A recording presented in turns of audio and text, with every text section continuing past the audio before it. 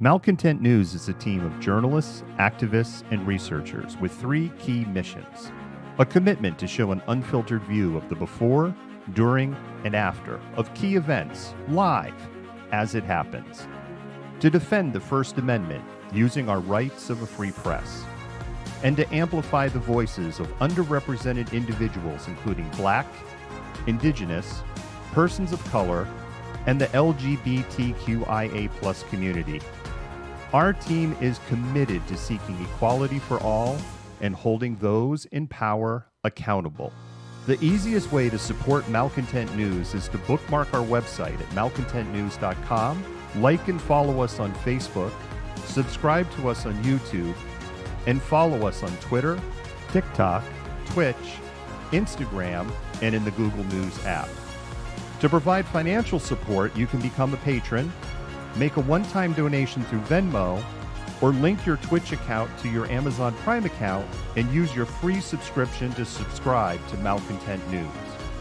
Thank you for supporting independent journalism and for being a malcontent.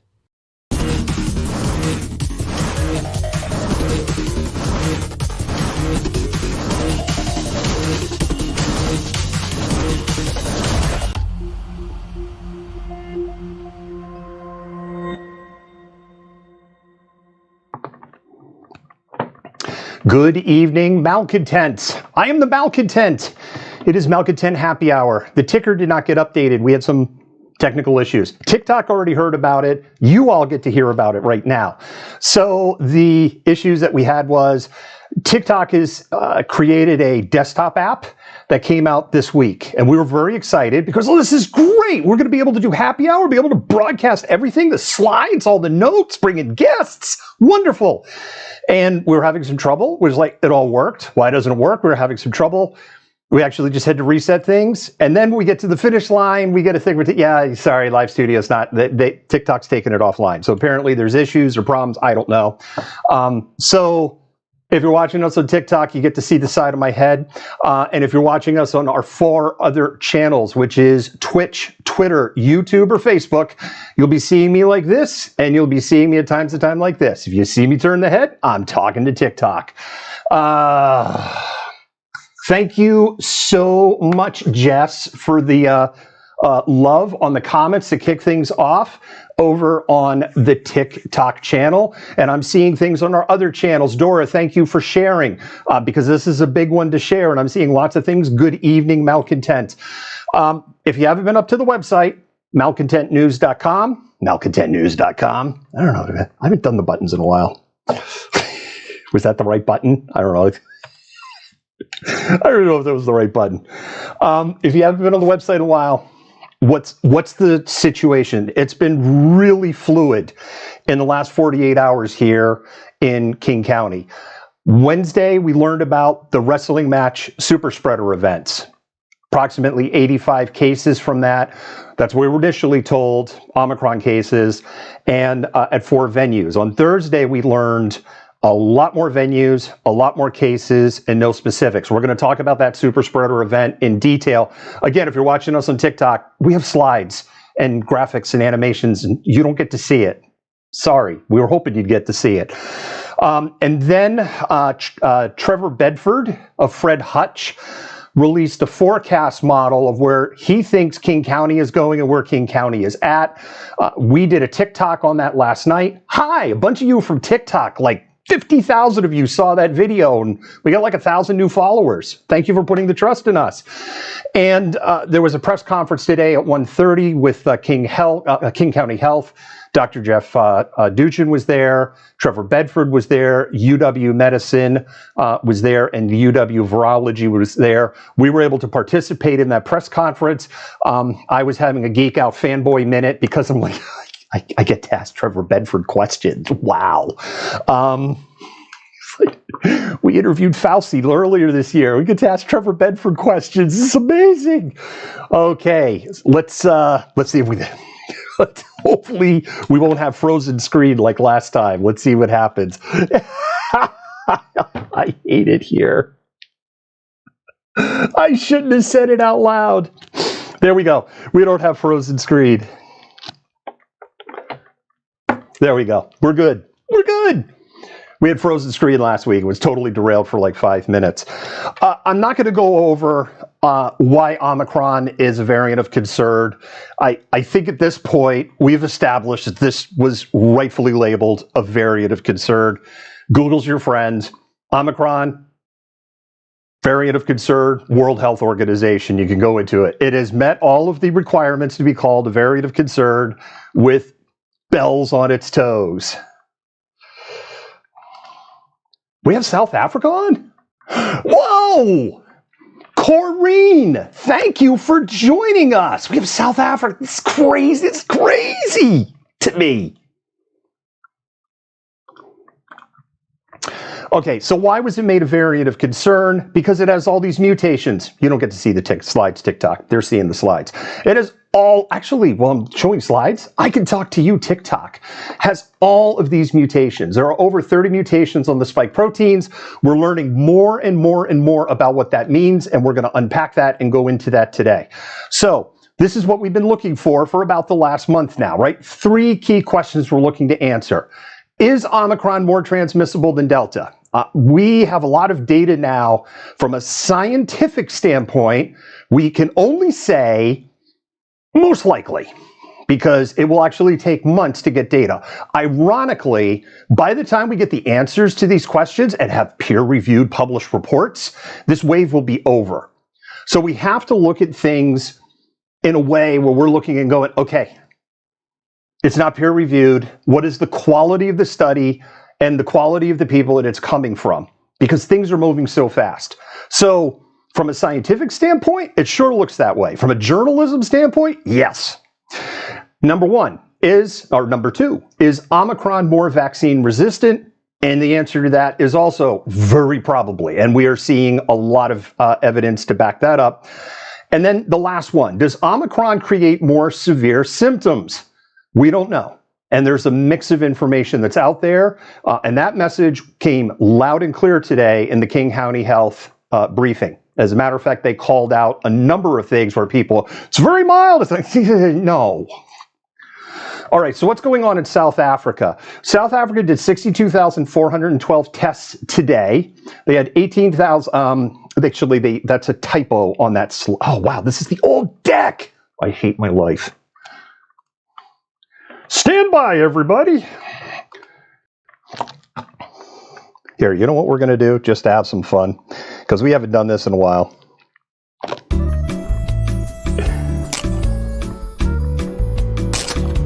We have a technical difficulty slide. What the?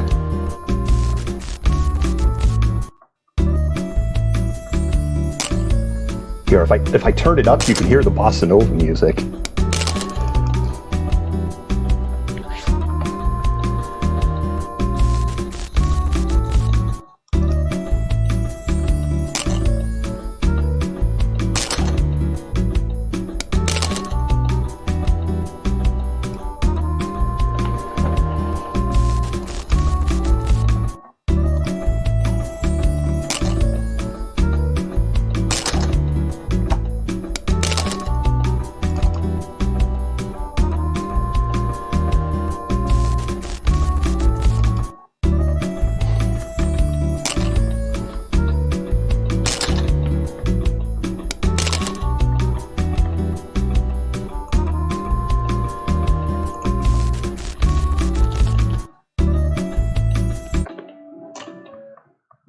Hi, we're back.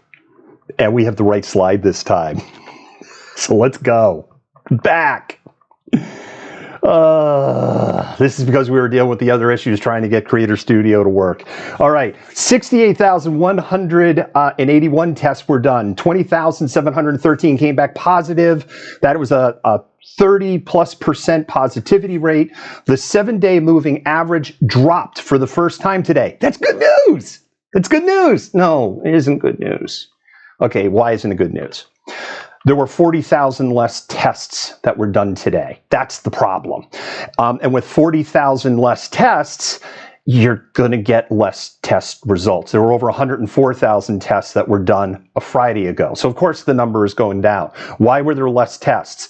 Because South Africa's ability to test, because it is spreading so fast, has been stretched to the limit. The other thing that's starting to happen, it does appear in Gauteng province that the curve is going this way. We're seeing an arc. We're not seeing it go down, but we are starting to see a slowdown in new cases. We are starting to see a bit of a slowdown in hospitalization. It's not all good news. So you have a lot of resources that have been focused on Gauteng, but what's happening now is Gauteng province is 15.7 million people. South Africa is almost 60 million people. And now those resources have to get spread out. And now you have a lot more remote areas. So it's very, very challenging to get the numbers. So the reality is, the number's probably higher and the moving average has probably gone up. But notice I use the words probably. I wouldn't read too much into this drop. And if you remember last weekend, there were a lot of reports. Hey, it's all peaked. It's all over. It's not going to be that bad. And of course, we got to this week. It was like, there's a data error. Not only was there a data error, but the report on Friday morning said there was a data error. And it's up to my brother and sister and they journalists to read, the footnotes and stuff. And I'm calling you out because stuff like that doesn't help. All right. Rate of recovery. Rate of recovery is flattened. It is at 90.8%. So that sounds terrible. It's not. Let me explain to you what rate of recovery is. Just because it's going down, rate of recovery does not mean yeets. For those of you who are on all the other channels, I can't say the D word because TikTok gets upset us. So we have to use some Orwellian newspeak in order to stay on TikTok. But it doesn't lead to yeets. What this is that this is all the hospitalizations that are going. These are the people that are in the hospital. We don't know if they've recovered because they're in the hospital. So the rate of recovery number keeps going down. That decline is also starting to show a little bit of a flattening. The other thing is this number has been worse. We didn't go through, you have to go through one slide at a time. And so I did not torture somebody. I said, hey, how you doing? How'd you like to go through 625 slides and find the absolute lowest rate of recovery number? We went and looked around when they were in the middle of their Delta surge, and it was down around 85%. So it started at like 97%. So it has dropped almost 7 percentage points, which isn't good, but it has been worse. But we're going to get into some more numbers. And there's some numbers that I've held back on privately that I feel a lot more comfortable presenting tonight. Okay, the next thing is yeets. COVID-related mortality. I could say mortality on TikTok.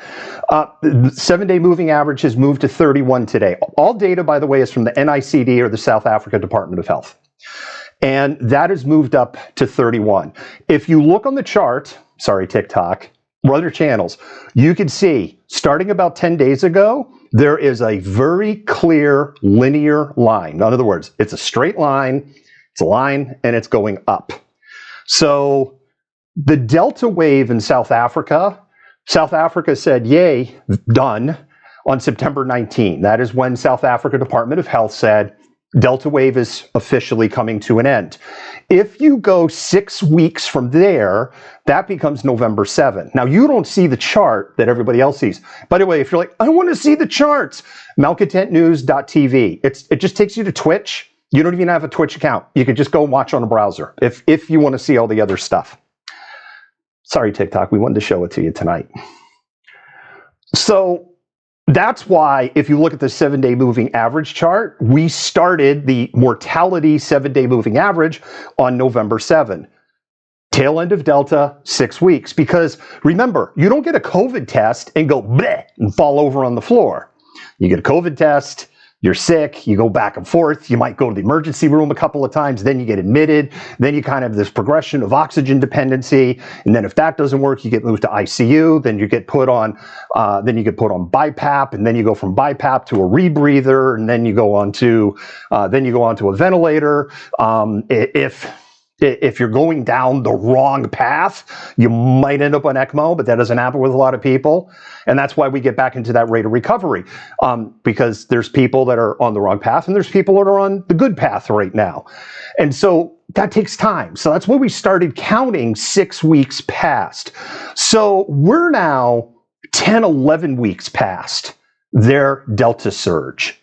Here's the bottom line. These numbers, this increasing numbers we're seeing in South Africa now, that's Omicron. There might be some Delta mortality sprinkled in there, but that's Omicron. Okay, Gauteng province. I was saying there was some good news, maybe, in this. Gauteng is up to almost 3,300 patients through the entire province. I wanted to say state. That's why I paused for a second.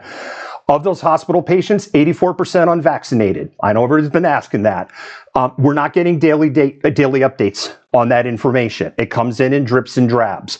I would speculate that that number has probably gone down. In other words, there's probably more vaccinated people who have moved to the hospital, but I don't think significantly. Vast majority unvaccinated. 2,741 in acute care. What's acute care? It's not cute, but it is, you're in a hospital bed. 533 are in high care and ICU. We have somebody from South Africa here. Could you do a favor to the rest of them? Maybe you could just put a little comment and just explain what high care is. High care is, because we don't have this in the United States. I don't know if you knew this or not. One of the simplest ways to explain high care is you need oxygen. That's one of the criterias. I know that from when I was in Namibia and I filmed a documentary there at a couple of area hospitals. And that's the only reason why I know remotely why they have this high care category. 497 on oxygen, 94 on ventilators. Of the ICU patients, a little more than 8% are among all patients, among all patients, about 8% are in the ICU. Total patients in Gauteng have increased 30% week over week. That's much better than last week, but it's still going in the wrong direction. Acute care patients, also 30%. Same thing. It's not going in the right direction, but it's better. ICU, 20% compared to last week. Ventilators are the ones that are still really going up. Ventilators is up almost 50% from last week. So the ventilator number is still going the wrong way. But remember, that's Gauteng. That's not all of South Africa. Now, this gets into what I feel comfortable in sharing. I've shared this on other channels. I did not share this on TikTok last week. I'm going to share it tonight. We built a very simple model, and people who have been on our other channels, because this is our third one that we've done. It's a very simple model. This is not Trevor Bedford model here. We looked at the number of positive cases in a week, and then we looked at the hospitalization number the week before. Told you, simple model. And we started that on the week of November 21. So we looked at new cases through week of November 14, and then we looked at the hospitalization numbers for the week ending on the 21st of November. And during that week, there were about 2,200 cases. And of those 2,200 cases, 32% ended up in the hospital. That's the tail end of Delta, right? There's maybe just a few Omicron cases sprinkled in there. We go to the next week, there's 3,900 new hospitalization, 3,900 positive tests, and that became 1,389 hospitalizations. That was 35%. It actually went up. Then something happens. When we get to the week of the 5th, there were 13,826 positives. Now, of course, we know Omicron is now starting to go poo. There were 33,905 hospitalizations. That's at 28%. So it starts to go down. So now we look at this week, or meaning last week, this week. It'll make sense. There were 70,258 positive tests for the week ending on the 12th. When we look at those hospitalization numbers, it's at 7,314. We had projected in our simple model it coming in around 6.5 to 9.1%. And what we told our other audience last week, if that, or not last week, last week, if that number gets to 10%, then that starts getting kind of whoa for the rest of the world. That starts, and I'm going to get into why. It's at 10.4%. That's the punchline. There are 7,314 hospitalizations, and that number is updating because they're backfilling those numbers, and that's on 70,258 tests, and that's for last week. This isn't Washington. We're talking about South Africa right now. We're talking about, I see the comment there. We're talking about South Africa. We're going to get to Washington, but we're talking about South Africa because I'm setting a baseline. So there were 135,808 positive tests in the most recent week. I know that's a big ass number. If 10.4% of those become new hospitalizations through this week, we're looking at 14,000 new hospitalizations in South Africa. And that's going at 1/3 of what they were seeing with Delta. Now we get into, well, what about the United States? What would this look like in the United States? South Africa is close to 60 million people. The United States, 335 million people. And when you start scaling these numbers, you might start to understand why medical creators and people like myself have been saying severity is focusing on the wrong thing. Number of cases and transmission. That's the right thing to focus on. That would translate into 760,525 Omicron cases in a week if these numbers were in the United States. And that would be on top of, that's even presuming that Omicron starts chewing into Delta cases, that would be on top of 640,000 Delta cases. We're doing 122,000 new cases a day in the United States. And we're definitely going to see a very, very rapid swap from Delta to Omicron. There's a lot of people that believe that the United States will be majority Omicron by the time we get into early January. And there's some areas, like King County, Washington, where we're probably majority Omicron now. We're only a few days behind London, and maybe 48 hours behind New York City. That's per Trevor Bedford, getting ahead of myself. If we had a hospitalization rate of 10.4%, on the low end, that would be 41,000 new hospitalizations in a week. On the high end, it would be 80,000. Full stop. We don't have a hospitalization rate in the United States at 10.4%. It's lower. Now, I looked at Montana because I'm looking at a state where it's like, what is a state that, think of it as kind of like, what's the outlier bad? And the reason I picked Montana is you have a government there that has no F's to give. There's no way they would put it. You have hospitals that are overwhelmed at a very, very low level. You have a rural, older population with a lot of comorbidities. Their hospitalization rate is about 5.4%. So, in other words, roughly, for every 20 people that have ever gotten COVID in Montana, one person has ended up in the hospital. Rough math. So if you adjusted for Montana, that would be 21,000 new hospitalizations a week. Low end, 41,000 new hospitalizations a week. High end. Blunt. The United States hospital system cannot absorb this kind of patient volume. It can't. It's not the issue of it's in a week or 10 days. That's the problem. That's the thing that people really here have to understand. It doesn't matter if you're sick enough that we need to make sure you need IV fluids and we need to maybe put you on 2 or 4 liter a minute oxygen with just a simple little cannula. And we want to watch your pulse ox a little bit. We want to make sure you don't get into a cytonic storm. We're just going to keep you for a few days. And once you get stabilized, we're going to send your happy ass home. If you have 21,000 to 41,000 people that show up into hospitals in the first week of January in one rush. And then remember, it's doubling. It's doubling. We're in trouble. And it's not just the United States. All right, let's talk about transmissibility. Not a lot's changed. I'm not going to go for people on the other channels. I'm going to go through this really quick. Coronel, thank you so much for explaining high care ICU to the rest of the audience, or high care high care, not high care ICU, high care to the rest of the audience. Love this. This is amazing to me. We've had one estimate that was from 12 to 17. That's measles. There's another estimate that came out of Japan. That one was that's baseline, not functional. We're going to get into what functional RT is looking like. So if we look at functional, here's the other thing. We had this transmissibility in South Africa. We shared this slide last week. Y'all can't see this. One of the things that came out from this report, which was given way too much oomph from Discovery Health, there was way too much weight in that report put in by the press. And part of the reason you know it is you don't hear anybody really talking about that report anymore.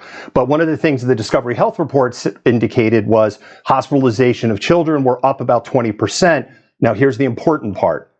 Compared to the original strain, not compared to Delta, compared to the original strain. What were the hospitalization numbers for children with the original strain? It was close to 0. It wasn't 0, but it was very low. So keep that in mind, right? There's nuance in all of these numbers. And if you just get sound bites, you're either you're going to go down, you could go down one of two paths. You can go down path number 1, it's all good, it's just a cold. Or you can go down path number 2, we're all going to die. Neither of these paths are right. Neither of them. And that's the important thing that you have to understand and hold on to with that. It's nuanced. And what's hard is when you're writing a news story and you only got 300 words, it's hard to get into the nuance. So as scary as hospitalizations are up 20% from children, original strain. Not minimizing it, just take a breath. People on seeing the other chart are looking at this going, but those lines are skyscrapers. Yes, but remember this too, 34% of the population in South Africa is under 18. It's only about 20% in the United States. It's a big difference. What do we know about functional RT? Remember I said there's baseline, so functional, just think of what's the real number. Because baseline RT, like 20, by the way, something else I learned, the highest RT that you can have is 40. Basically at 40, if you're breathing, you're going to get sick. like that. So 20 is mind-blowing, right? Because it's important to understand where the scale is at.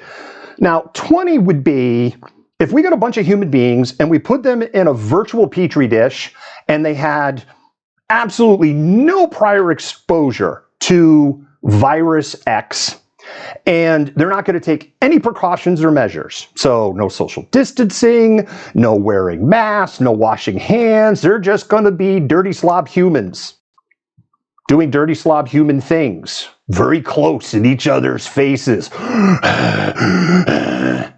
That's what R20 is. Now, of course, we know that's not the case for a vast majority of the world. Some people wear masks. We have vaccinations. We have, right, people social distance. Some people are staying home. Some people are working from home. Right? We have these things. So what is functional RT? In South Africa, the last number we had was December 8th. It's between 3 and 4 with the doubling time, still at 3 days. That's why I'm like, is it going down? Or are we seeing some data anomaly problems? That's why I'm a little, In the United Kingdom, functional RT there is over 4. 4 is like getting close to smallpox, and no one has immunity. Like no one's vaccinated. It goes back to that thing. I'm going to put a bunch of people into a virtual petri dish. They don't have anything. They're not going to mask. They're not going to wash their hands. They're not going to stay away from each other. And now I'm going to throw smallpox. At 4, you're starting to approach smallpox. So that's the United Kingdom. Their doubling time is about every 2 days. I know it says 2.5. That update got missed. It's probably the dominant strain through UK. Today, it will be by the weekend. It's already the dominant strain in London. That's an important one. Seattle and King County, Bellevue. If you're not like, what's Bellevue? It's another city in King County. Denmark, doubling time, 2 days, dominant strain there. King County, Washington, doubling time, 2.4 days. Dr. Trevor Bedford sent out updated slides to people that were at the press conference today. Yesterday was 2.2. He's updating his math, and he had a 2.4. He predicts that it is the dominant strain in King County today, maybe tomorrow. It takes about a week, and we'll get into that for genomic sequencing. Now, I want to pause for a minute here, and let me flip to my camera for the rest of the world. And I know people have been asking me on TikTok, and I know people have been asking me on the other channels, why aren't we doing what we're doing for South Africa for the United States? It's a good question. And the answer is, our data in the United States is a complete dumpster fire. Why is it a complete dumpster fire? Well, there's this thing called the 10th Amendment. And by the way, if you're not familiar, I'm really pro-Constitution, and I'm really pro the amendment, and I'm really pro states' rights. The rest of the audience knows that. But there's this thing called the 10th Amendment. And so when it comes to public health and how public health is managed, a lot of that, not all of it, but a lot of it is deferred to the individual states. So individual states are tracking COVID data. So you have a state like Washington, which has people like Trevor Bedford, UW Virology Lab, Fred Hutch Cancer Research Center, Children's Cancer Research Center, UW Medicine. We're a center of research here. And we have a governor that is pro-science. And this is one of the reasons, and this was something that was brought up in the press conference today, that one of the reasons that we know King County is probably at 50% is because we're one of the leaders in genomic sequencing. If we contrast that to a state like Montana, South Dakota, I'm not going to say the F state because I know it's just going to blow the comments up over on TikTok, where they're like, or Texas, it's not happening. It's just, if we don't talk about it, then it'll just go away if we don't talk about it. Remember, these are the same people who said it was all going to go away on January 22nd of this year. Just, that's a reminder. That's a reminder. And so the other thing is, a lot of states don't report every day. And to be really honest, even though we as a state are really good at this, South Africa's data is better than Washington State by a landslide. It is impossible to do what we've been doing for the United States because the numbers are garbage. They're hot garbage. So that's why we're not doing it. So why are you still fixated on South Africa? Because South Africa is providing us an insight into what's the peak. What would hospitalizations maybe look like? What does disease progression maybe look like? What are core symptoms we should be looking for? Now, why did you say maybe?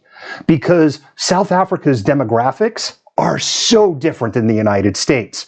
In South Africa, only 5.7% of people are 60 or older.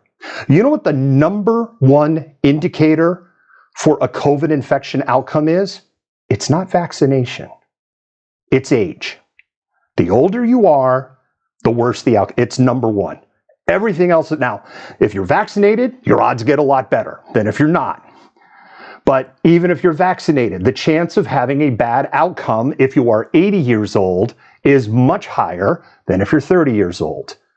And only 5.7% of people in South Africa are 60 or older. Well, why did that happen? Two reasons. You had the end of apartheid, and so you had a lot of wealthy white people go, I'm out of here. And so they didn't grow old there. And at the same time that was going on, you had the AIDS epidemic. And the AIDS epidemic killed millions. And it wiped out the boomer generation in South Africa. Now, I know what the comments are going to blow up for on both sides. South Africa still has a lot of AIDS. They do. But most of the people that have HIV, I said AIDS, HIV is a better way to put it. It is true. But most of them are young, and it is very well managed. And here's the thing that's pretty fascinating. South Africa, if you have HIV, if you're going to get COVID and you're HIV positive, no shit. If you look at the numbers, South Africa is one of the best countries on the planet to get COVID if you got HIV. The risk of mortality in South Africa, if you have HIV, increases by about 1.7. The risk of mortality in South Africa, if you have type 1 diabetes, goes up 30-fold. 30-fold, because they have had decades of dealing with HIV patients, with other immunocompromised, dealing with other immunocompromised diseases. So this is a factor that I think people are overselling. Now, here's the other thing that we have to be careful. We look at South Africa. The United States is much more highly vaccinated. That could play in our favor. We're going to get into vaccination stuff. It's not all good news. It's not all bad news. The next thing is, I talked about this earlier, South Africa is way younger than the United States. 34% 18 and younger, United States is 20.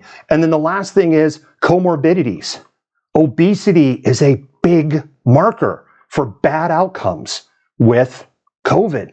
So is diabetes, particularly type 2 diabetes that requires insulin intervention. For type 2 diabetes, it is terrible. Like up to 40% mortality in the prior wave, according to the National Diabetes Association in the United States. You don't want to be insulin-dependent type 2 diabetes and get COVID. It's no bueno. So that's why I say it's going to give us some insight watching South Africa, but it's not going to give us the whole picture. Because in total, when you look at it in the total sphere, South Africa is... there was just a breaking, I got a little thing from one of our mods for a second on a breaking news thing, and we'll get to it later. It's not, thank you, thank you.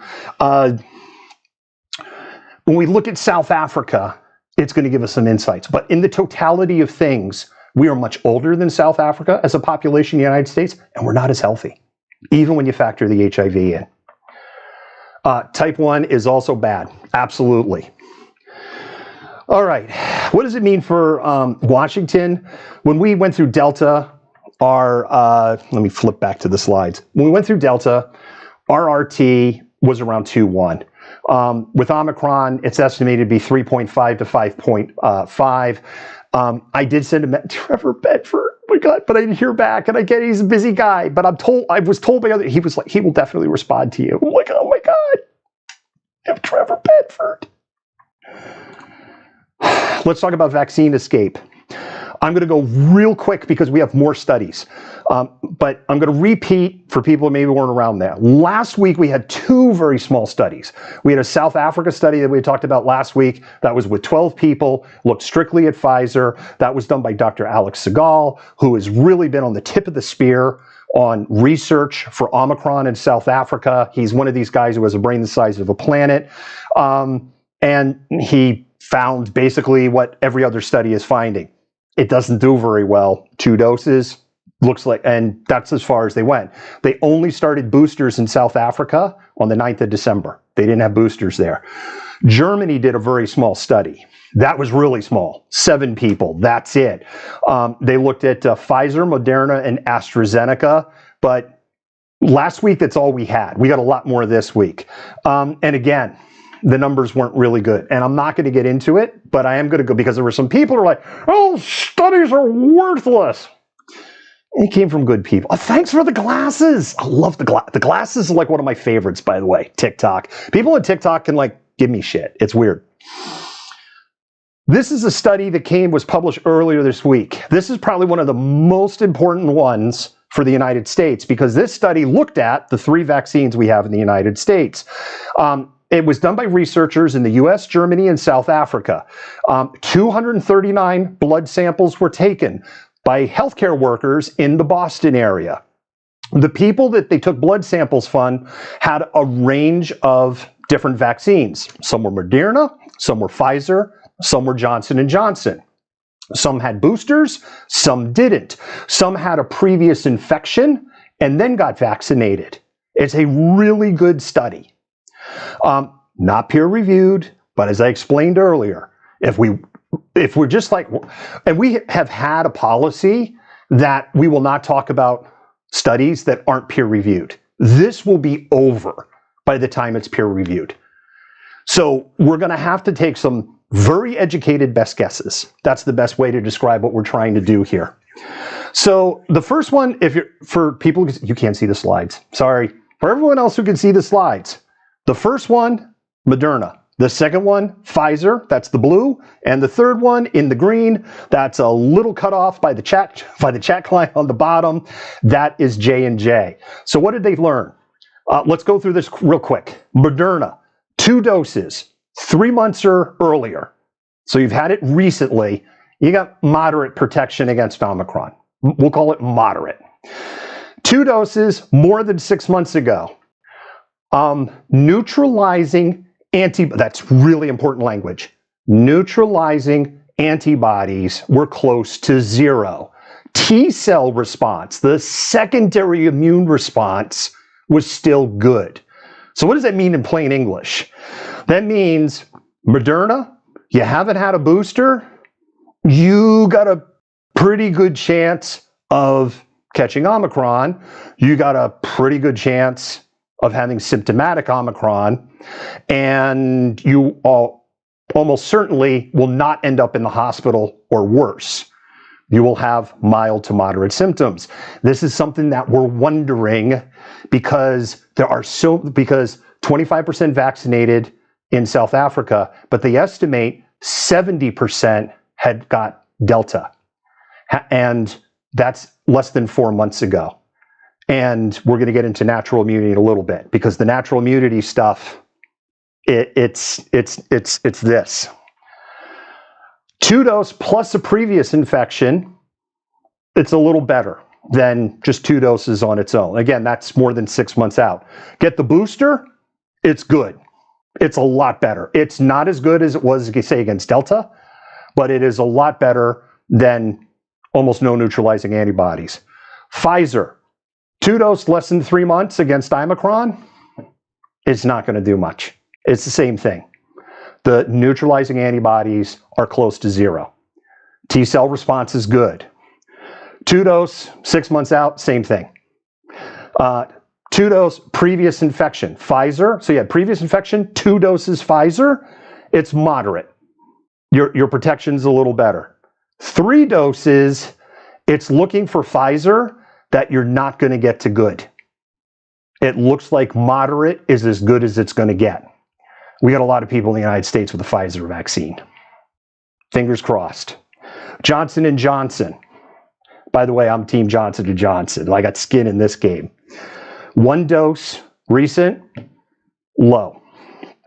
What's interesting, 1 dose recent of J&J is actually better than Pfizer. And the other thing was kind of interesting. 1 dose Johnson & Johnson recent is better against Omicron than it was Delta, where Johnson & Johnson was close to almost no neutralizing antibodies. Mutations are cool. So there's something in the Johnson & Johnson vaccine that gives it a little more compared to Delta versus Omicron. It's kind of cool. 1 dose after 6 months. Yeah, are you seeing the theme here? Right, because J&J is 1 dose. Same thing. You're like at 0 for the neutralizing antibodies. Good T cell response. Notice I didn't say good strong T cell response. Good T cell response. To paraphrase what Johnson & Johnson had to say, it's not paraphrase. Nobody's died. This study made me feel better. When Johnson & Johnson came out with, well, nobody's died. Oh, well, that's not very comforting. That's a really low bar. Because there would be a yet to that statement too. 1 dose plus previous infection, same thing, moderate. Again, I'm starting to see a theme. Now, here's the interesting thing. On the Johnson & Johnson's, 1 person got a J&J booster. Everybody else got Moderna. Now, here's the thing. I am not prepared to look into this camera and say to you, Johnson & Johnson plus Johnson & Johnson booster is trash, because it's 1 person and everybody's immune system is different. But it wasn't good for the 1 person. Everyone else got Moderna as a booster. By the way, I'm Johnson Moderna. Had nothing to do with the study. Just good roll of the dice. And that one provides moderate protection. Bottom line is, and we're seeing this in the data, there is significant vaccine escape with Omicron. That means it doesn't work. No, that's not what it means. Because the vaccines are going to keep a lot of people out of the hospital. So they're working. They may not be working as well, but they're still working. And we're going to talk about natural immunity, disease-acquired immunity, monoclonal antibodies. Got some breaking news on this one. This one's important. There's been multiple studies now. And the long and short is these multiple studies are all showing the same thing. They don't work anymore. They don't work anymore. And it's not like, if you squint, do they kind of work? Like a Johnson & Johnson vaccine. I can bag on the vaccine I got. By the way, FDA said, yeah, you should just probably say pass on the Johnson & Johnson vaccine. That came out yesterday. And we will talk about that, but not tonight. There's a lot of other stuff to talk about. But there's multiple studies. They don't work. If you are, look, if you are relying on natural immunity and you're just like, I'm going to get the monoclonal antibody if I get it, this is not going to work for Omicron. You're just scaring people. There's probably a half a dozen studies now. And you have the manufacturers, the drug manufacturers who make money selling monoclonal antibodies, who make a lot more money on monoclonal antibodies than a single dose of the vaccine. Like, we're talking, you have to have, doing the math in my head, 30, 40 vaccines to equal one monoclonal antibody? Yeah. Don't you think if you're they're just trying to get rich. Don't you think the monoclonal antibody manufacturers wouldn't be coming out in the last 72 hours? Yeah, it doesn't work. Wouldn't they be? It works. Buy our stuff. So don't take the tinfoil off, please. Okay. There's a big long list that you don't see, that everybody else sees. And you also have this chart. What you're seeing on this chart here is monoclonal antibodies versus the original strain, alpha strain, delta strain, beta. Beta was in South Africa, and the Omicron strain. It's an interesting chart because like the colors are almost reversed. The redder it is, that's the better it works. If it's white, it means it doesn't work. I love the lights. Whoever gave me the lights, it's like one of my favorites. It's a TikTok thing. The lights, I love the lights. I just got my first lights. All right. I speak perfect American. And people know this if they watched a lot of my streams. And I'm probably going to kill this medication name because because we were working on trying to solve technical issues earlier. And I was not able to reach out to our doctor that we have on staff and go, how do you say this? So feel free to roast me in the comments, everybody. Sultroviamab. This is a new monoclonal antibody, and this one works. And we can't get it in the United States yet. Thank you for the rose. Love it. We can't get it yet. Here's the good news. Federal government is buying up as much as they can, and they're stockpiling it. And they're going to work on distribution. Why are they going to do that? Let's go back to what happened with Delta. 5 states used up 70% of the entire national supply of monoclonal antibodies in the span of 6 weeks with Delta. And then as Delta moved north and northwest across the country, and you had states like, forget Washington. I'm going to speak to the red Floridian for a minute. Forget Washington. You had states like Idaho, very red, Montana, Wyoming, Alaska, when their surges hit, there was nothing for them. It was used up because it was used up because it was advertised as an alternative, for lack of a better way to explain it. If you are relying on monoclonal antibodies to save your ass, this is moving so fast. You are betting on the wrong horse. So I didn't promise I was going to be a ray of sunshine tonight.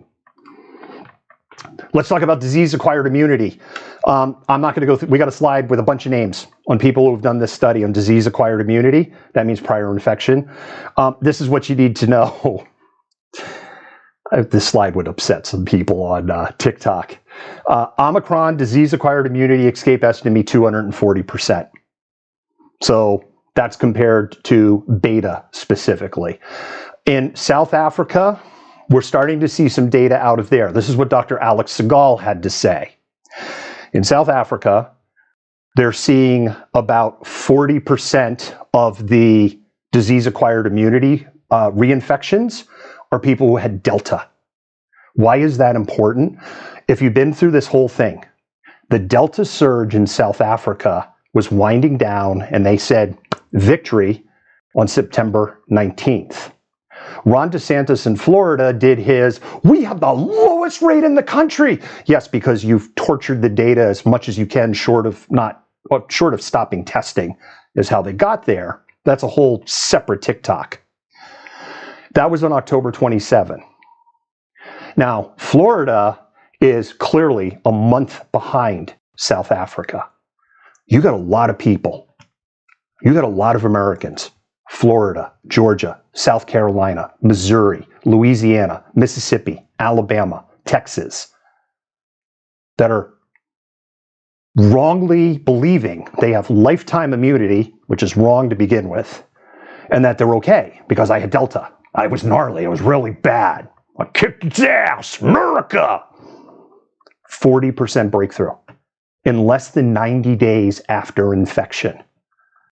This, seriously, this is keeping me up when I look at the southeastern states and what could happen down there because of the way that the government thinks down there.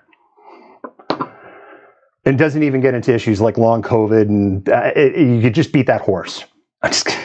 Don't be relying on the monoclonal antibodies to save your ass. And why is it? This is a slide. You're not seeing the slide. Wow, comments are just blowing up here. They're like, I got two screens of comments. I got TikTok and I got the rest of the world here. Intermountain West, where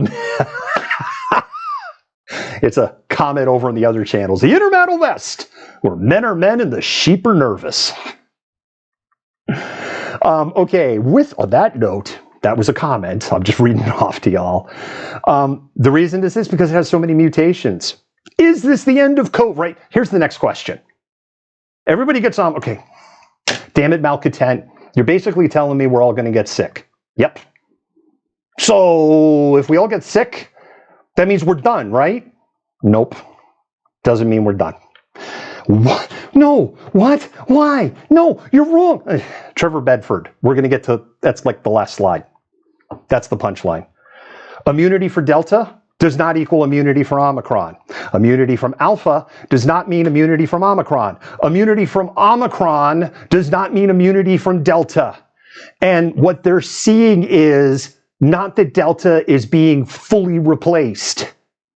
And the belief is, the growing belief, because Omicron is so far off on another branch from Delta, we are going to have, I got to do my hands this way because it hurts to do it that way. We're going to be having Omicron and Delta living side by side. So no. And we know this from the data, and we know this from growing research. And immunity from Gamma doesn't mean immunity from Omicron, and on and on and on. It's a big poop sandwich, and we're all going to have to take a bite. All right, Washington State. That's probably, if I know, it's like, so I'm painting the picture. Now we get into Washington State, which is, I know what people really care about. What's our situation here in Washington? Approximately 75% of the state of Washington, 12 and older, fully vaccinated. We have 2.4 million Washingtonians that need boosters right now. Jingle bells. I just got antlers. I love it. 2.4 million Washingtonians need boosters right now because we got a lot of people vaccinated out of the gate compared to other states. We have 640 staffed acute care beds open in the entire state of Washington. 640 for the entire state. Yeah, you could probably see on my face, I'm not liking these numbers. We have 140 staffed ICU beds left open in the entire state. We're at 99.7 new cases per 100,000 residents as of today. I have high transmission on the slide with an asterisk because you're technically at high transmission when you're at 100. 99.7. Come on. Come on. Right? If you were in school and you got a 99.7 on the test, wouldn't you go to the teacher and be, teacher, don't I deserve 100? I mean, 99.7. Aren't you being hard not giving me that 4.0, that A, that full A+, right? You're going to advocate. So I'm advocating for high transmission because we know this over the weekend. Why? Because there's a lot of people that just don't get it. And straight up, Dr. Angelique Kudse has done an amazing disservice to Europe and North America with her messaging in late November. It was, and this is why you don't hear her talk very much anymore. Not on channels that are really going to give her a voice. So we're at 9% staffed acute care beds are available statewide. 4% in King County. That's it. We're at 12% staffed ICU beds are available statewide. 8% King County.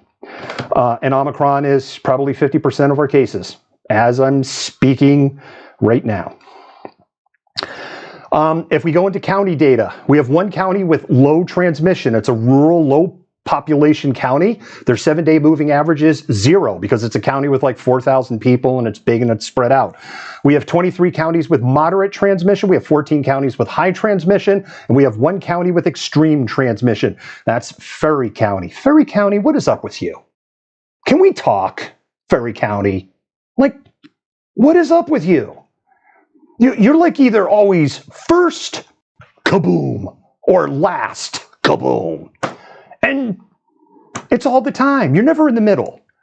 It's like you're at the first of the line, or you're like, oh, wait a minute, they're handing out COVID. Okay, I forgot to show up. What's up with you, Ferry County? Town of Republic.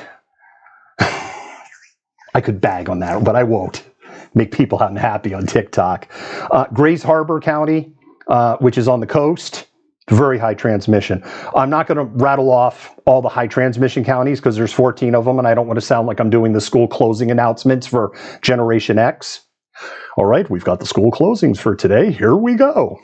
School has been canceled in. Gen X knows just what I'm talking about. King and Pierce County are in high transmission, and Snohomish County, they would have that asterisk. I didn't put them on the list, but they're like at 99. And same thing, they're going to tip over. If we look at vaccination rates, right? King County's over 70%. There's 3 counties over 70%. Represents about 2.3 million people in the state of Washington. New case rate in the most vaccinated counties are at 102.5, which is actually the second highest. The highest vaccination counties have like, well, of course, because they're not rural counties. There's a lot more people pulled together. And we just had a massive super spreader event. If you haven't heard about this, your brain's going to hurt. In those counties, 33%, about a third of people have gotten their boosters. If we go down at the bottom, which is counties that are vaccinated at 30.2% to 39%, they're at 88. So it's not like it's this big number. As a matter of fact, it's one of the most homogenous numbers that I have seen where the curve is, we've seen that like it's like this between the difference, right? This is almost a flat line between these counties on 7 days moving average.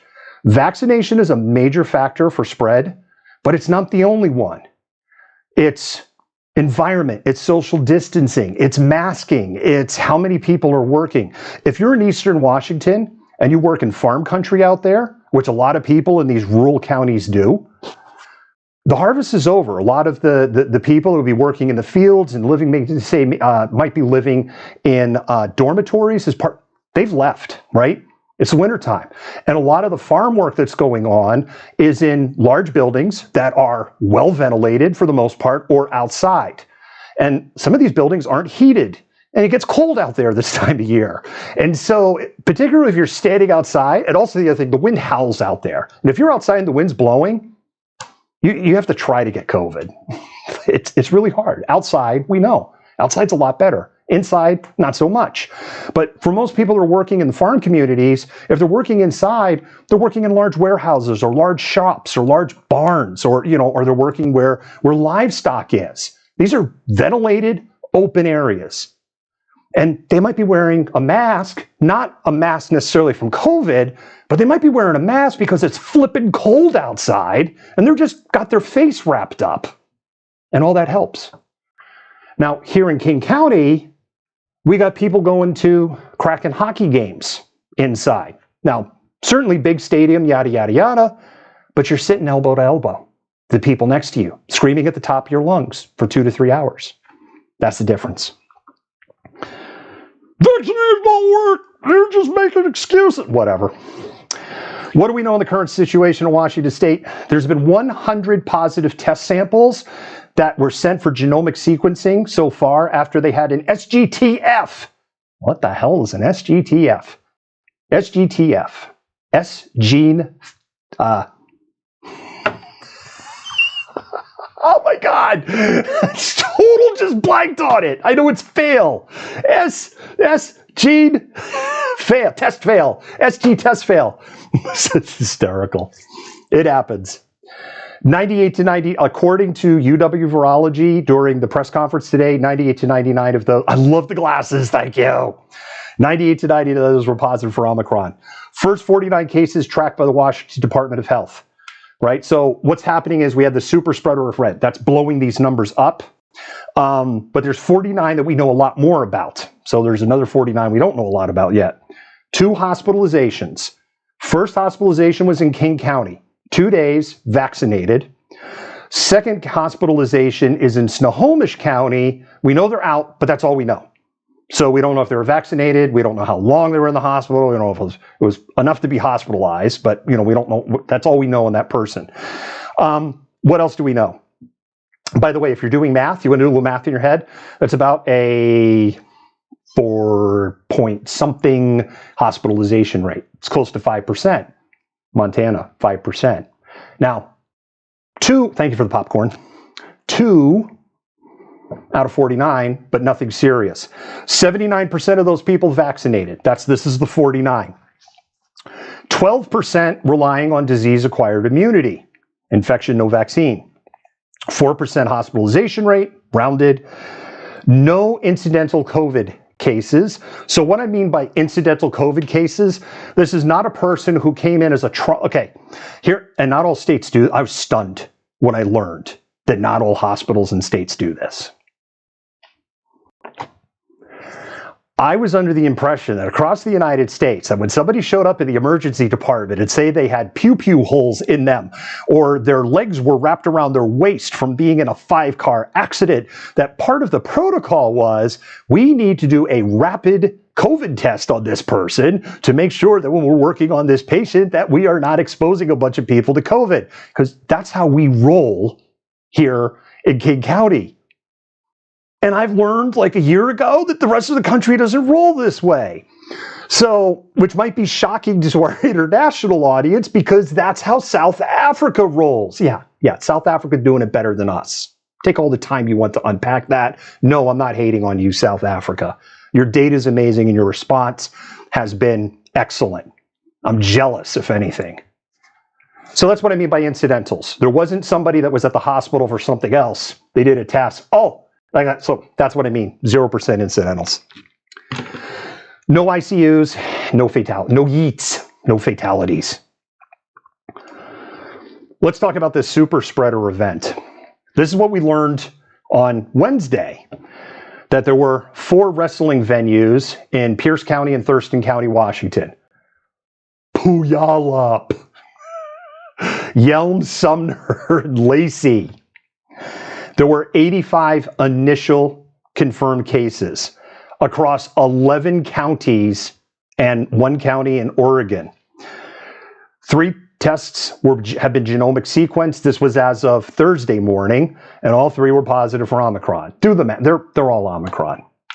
There's no specific details on vaccination status, age, gender, or hospitalized across the whole group. Yes, there is drips and drabs, like from King County and a couple school districts, and we have it up on the slide. I'm going to get into that. Well, wait a minute. How come they don't know what the hell's going on? This is going to hurt. This is going to hurt your brains. International audience, this is how effed up the U.S. medical system is. This is going to hurt your brain. Because it is across multiple counties, the Washington State Department of Health is managing the incident, but they are reliant upon the local health authorities in the 11 impacted counties to provide information to the Washington State Department of Health, which then means that you have people who had positive COVID tests in counties like Clark County and Cowlitz County and Whatcom County, and you have local health authorities trying to do contact tracing with those people to find out, were they a participant? Were they were they just a family member watching? Are you vaccinated or not? And what were you doing like after you got exposed? And if you're like not from Washington State, and I'll add Thurston and Lewis County to those lists, like Clark County, Washington is like disinformation central. There's a lot of medical disinformation people out there. You got a lot of people that are they're going to tell them that I don't have it. Never been more health. Excuse me.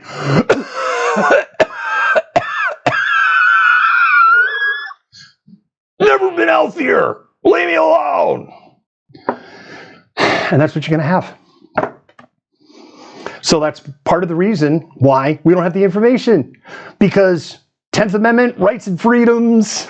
And it's like, I get it, but God, this would be so much better if we could have a national response.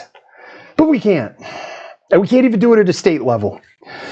We know some things. And by the way, malcontents, all channels, thank you for sending us these school reports, because we're starting to pull these. And if you're listening to me and you have students in a school system that has been impacted by this super spreader event, and you've gotten notifications like on how many infections, how many close contacts, tips at malcontentment.com.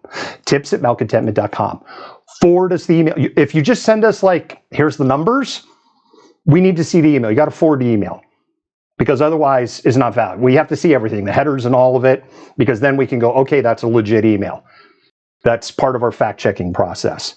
We do know a couple of school systems. Vashon School District, 10 cases out of there. 2 of those were post-event, so transmission. One of the people on December 10th commuted to and from work on the Vashon Island Ferry. So if you commuted to and from work on the Vashon Island Ferry on December 10th and you're not feeling well, you should probably get a COVID test. And you probably shouldn't go walk into Bartell's to go pick one up yourself, or send somebody who is living in your house to do it. Because with a functional RT of up to 5, that means if you spend 15 minutes in that Bartell, you may have just given Omicron to 5 people, even though you didn't intend to. So get Bartell's to deliver it to you or something. If you're like, what the hell's Bartell? It's a local chain. They're not local anymore. They got bought by Rite Aid, and Rite Aid's running them into the ground. Different story. Also learned tonight, 8 from Mercer Island. People, all of them are Mercer Island, vaccinated. And a couple of them have moderate symptoms. So think of, when I hear moderate symptoms, what I think is they've either gone to urgent care or they've gone to an ER. That's when I hear moderate symptoms is what I think, right? They're one step from a hospital bed. Did this help blow up the numbers in King County? You bet your sweet ass you did. Is this the only reason? No, because we know this has been spreading since November 29. The other thing that we've learned, it could be up to 11 venues. For example, these ones on Mercer Island, they weren't in Puyallup, Lacey, Sumner, or Yelm. It was at Fife. And there could be up to 11 venues. And they're just starting to cancel some of the wrestling matches now. Actually, we've suspended them through the end of the year. We'll see. You're dreaming, but okay. Trevor Bedford. Let's get into, this is where we get into real King County. I know this is what the people have been waiting for. Thank you, mods and admins, for sharing that link on the for the email address on our other channels. By the way, y'all be giving me a lot of love on TikTok. If you're watching us right now on Twitch, YouTube, Facebook, or, well, you can't do it on Twitter anymore, spam those hearts. spam those hearts out. Give your love to your mods and admins. It's gotten real crazy again, right? Things got real quiet, and things are real crazy, insane, big. Give them love, because I'm driving them crazy and I'm working them like a slave driver. So let your mods and admins know that you appreciate all the hard work that you're doing. Yes, I did, Dora. I did hear that Broadway has gone dark, in part because so many people are sick and they've pulled the plug there. Like New York City, like you're seeing on social, everybody's sick. And I also know the narrative. It's like a really bad cold or the flu. They're 90% vaccinated and they wear masks. And this bodes well for Seattle. But there's something that people are worried about. And this is why sometimes I get frustrated when people say to me, "You're scaring people." Mods and admins, go ahead and light it up in the 4 channels, because they'll tell you there's stuff I'm not talking about. And I'm not saying that to freak you out, but I have integrity, and there's stuff where it's like, I can't talk about this. I got to wait for I'm going to want someone else to open the door, and I'm going to talk about it, because then people are going to be ready. Because I don't want people, you're just saying the sky's falling, or the other extreme, I don't want to cause a panic. No, there's not anything panic-inducing. All right. Omicron was 30% of S gene test failure samples on December 13th, King County, 30%. Doubling rate every 2.4 days. We should be at 2 to 4 times the previous Delta peak for new cases by December 23rd. Thursday. Yay! 6 days from now. Estimating 2,100 Omicron cases on top of the 200 to 300 Delta cases we are racking up a day at the same time. And how high, like, you can't see the slide. People in the other, by the way, if you're like, I want to see the slides, malcontentnews.tv. It just takes you to Twitch. You don't even have to install, even on a phone, you don't have to install Twitch. You just watch in a browser. You'll get a thing like, hey, are you over 18? You're fine, I'm over 18. But malcontentnews.tv. You can watch us on Twitch if you want to see the slides. Yeah, because for you people, the slides, you're like, that line's going like, not quite South Africa straight up, but it's darn close. Yeah, and it just keeps going. Yeah. So how high is it going to get? They don't know. High, very high. So what does King County Public Health say today? Get vaccinated. It's too late. Anything's better than nothing. I was told tonight that Novavax has been emergency use authorized, approved in Europe, as I understand. I want to talk about this for a minute, on this whole thing about get a vax. I know and understand it's not in the United States. What I heard was in Europe, EU. And if I'm wrong, somebody blow me up in the comments and go, that's not true. But I heard it from somebody I really, really trust. And I know that for some people who are truly vaccine hesitant, they're not down the rabbit hole. They have real concerns. They don't trust mRNA, and I'm not going to get into. I'm exhausted from it. I'm not going to get into it. They don't trust viral vector. Viral vector's been around for a long time. That's all I'm going to say. But the other thing is, we're starting to learn is the viral vector vaccines for Omicron don't work very well. But they trust the subunit protein because this is old school, right? Well, this is how they make vaccines. And there is a subset of people who have refused to get vaccinated who are really genuinely excited for Novavax and are like, I'm going to be first in line to get it. The data for Novavax, I was shocked, and we had this conversation today when I heard it got emergency use approval in Europe. I was very shocked because the data is not very favorable on it being very effective against Omicron. Full stop. If you're going to go into this wave with nothing or a Novavax, get the flippin' Novavax. I would rather you have something that's than zero, because we're seeing the numbers. That zero, when we look at South Africa, zero is not good. And the monoclonal antibodies don't work. So that's my view on Novavax. Next thing, get a booster. And I know the comments are going to blow up on Twitch, YouTube, and Facebook. And I know what the comments are. I can't find anywhere to get a booster. And yes, in the press conference, you don't get, I was lucky. I got 2 questions in the press conference today. Well, this time you got 1. I asked a good enough one on the first one. They were like, you said you had a follow-up question? I'm like, oh, cool. They're going to let me ask my follow-up question. Usually get 1, and I wasn't going to shoot my 1 question on nobody can get a booster shot. It's not a question. It's just a bitch. Go to red area. Sorry. I know some of you aren't going to like to hear this. Go to red areas. Get in your car. Go up Smoky Point. Head down to Pierce County. Head down to... Just look online. There's appointments. It's frustrating as hell. I get it. But I'm telling you, it's like, you got to do it. If you don't have a booster, you're eligible for a booster. This is the weekend to find the booster shot, particularly if you're in King County. It's now. You got to. It's now. Get home test kits. That's what the Department of Health, I know. I'm going on a quest for home test kits. I know. Good luck. And I also know there's some questions on how accurate are they with, I get it. I'm relaying what King County Health said.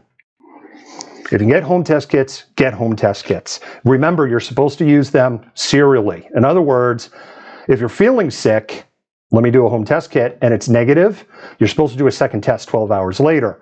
Likewise, if you're not feeling like, let's say you have someone in your house, they test and it's positive, and now it's like, okay, well, I guess we should all test.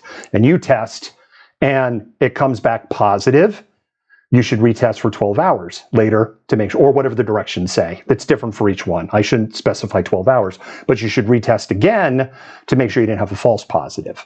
And if you have 2 positives, then you should probably follow up with a PCR test, particularly if either A, you are raging sick, or B, you are completely not sick, but say you live in a multi-generational household. You have someone you care about who is immunocompromised, or there's a small baby, or someone who's pregnant. Not everybody should be running out and getting the PCR test. It's nuanced. Remember I talked about nuance? It's nuanced. If you're sick at all, this period of time is not to go by the NyQuil and soldier on. If you're sick at all, your ass should be home. If your kid is sick at all, Mommy, my throat hurts. You're going to school Monday. Shut up. Now, don't go Gen X on your kids. That's what our parents made us do. Daddy has to smoke cigarettes. You're going to school. I have 102 fever. It's okay. I did it when I was a kid. Kids these days. So seriously, stay the F home. Avoid large indoor events. I know this is not what people want to hear. I get it. I really do. I'm tired. I want to go back to concerts. I would love, I'm a hockey fan. I would love to go to a Kraken game. Would love to. Before Omicron was going on, I was thinking to myself, I'm going to be able to go to a Kraken game. I'm going to get my booster.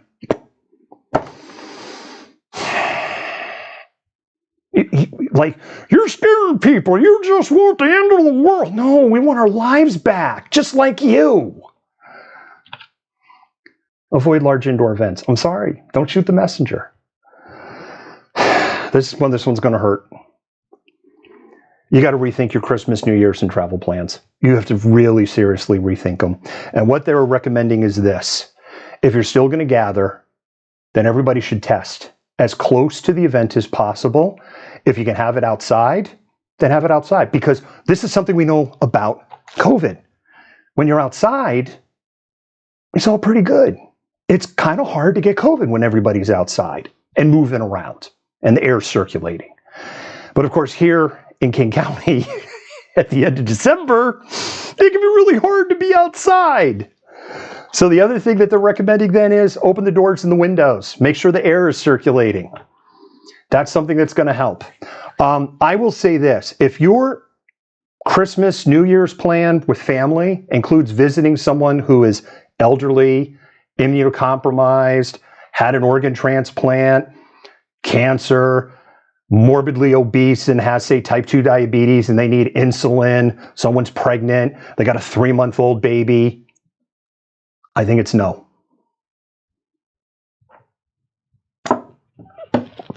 And I hate it because I don't get to see my grandson. I'm tired of this. I'm so tired of this.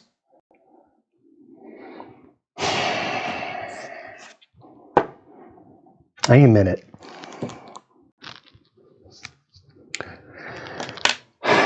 All right. This is the question. Remember I said I got 2 questions? My first question on testing, I'll get into that. That's an important one. But here's the second question I asked. And they opened the door for me to ask this question. This has been a private fear that I haven't wanted to share. And it's time to share it. People that might be in the feed that have been following me know I've had some private conversations. Mods and admins know we've had this private conversations. Let's say Dr. Angelique Coetzee is right. Let's play make-believe. Dr. Angelique Coetzee was 100% correct. Everybody else is wrong. And this is just a really, really bad, air quotes, cold. It's a really, really gnarly flu. And that's it. For everybody, not just the vax. That's all it is. If everybody gets sick all at the same time with like the worst cold of their life or up to the worst flu, not to the point of hospitalization, because for most people, unless you're elderly, the worst flu of your life, right, is laying on the couch or laying on the bed with, tissues everywhere, sipping some hot fluid.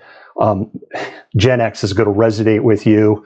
You want blankets and you want cartoons and you want chicken and stars Campbell's soup. Just what I'm talking about, Gen X. Mom, cartoons, can't turn on, I can't, TV, because we didn't have remote controls. Turn on the TV, cartoons, Bugs Bunny's on channel 38. That's UHF channels, not like we didn't have 38 channels, we had like 5. What if everybody's all sick at the same time? Who's going to teach the kids? Who's going to pick up the garbage? Who's going to run the stores? Who's going to stock the shelves? Who's going to answer the phones at customer service? Who's going to be in the bank to take your deposit or take your mortgage application? I know a lot of people don't walk into banks anymore. And that was the question I asked. And the question I asked is, what should be employers, public and private sector employers, be thinking about? And what was I told? Employers should be doing contingency plans for, and I quote, large-scale absences in January. And this is why I was talking about the hospitalizations as a thing of concern. But the other thing of concern here is if everybody gets sick at the same time. And I'm not like saying, oh my God, you're scaring me, society's going to collapse. No, I'm not saying that, because I'm not saying everybody's going to fall over like the Black Plague. I'm just saying, what if everyone gets sick at the same time? Then that means there's going to be some disruptions. And King County Health at the start, it's all in video. You're just lying. No, it's all in video. You can go up to their webpage on Facebook and watch the entire, they led off with, if you have school-age kids, you should have it in the back of your head right now that those kids might not be starting school after break. Not because we're going to remote learning, but because there could be so many people sick that we're not going to have enough teachers to reopen the schools. That doesn't mean the schools are closed forever. But I think people need to be getting ready and get in their headspace that there could be some disruptions. And those disruptions are going to ripple. And what I mean by that is cities will get hit first because it's moving through, right? It moved through travel. That's why New York City became a hotspot. It is a little weird that Seattle became, I did not have Seattle on my pick list of top 10 cities to be first in line for the plague again. And here we are, first in line for the plague again. Love you, Seattle. I'm so tired of this. I did not have that on my bingo card, but here we are, first in line again. But what will happen is, particularly because a lot of people are not going to take the advice on Christmas and New Year's and travel, and they're going to go. and they're going to go see grandma and grandpa over on the east side of the Cascades, and that's when it's going to start moving through the rural areas. What's going to be ironic, and we've already seen this year, those disruptions will hit the rural areas later, and they're going to take longer to get back to normal. Because from a supply chain standpoint, if you live in a rural area in the United States, you are further away from the distribution point. You are further away from the warehouse. You have less options to go to. You don't live in a town with 10 grocery stores.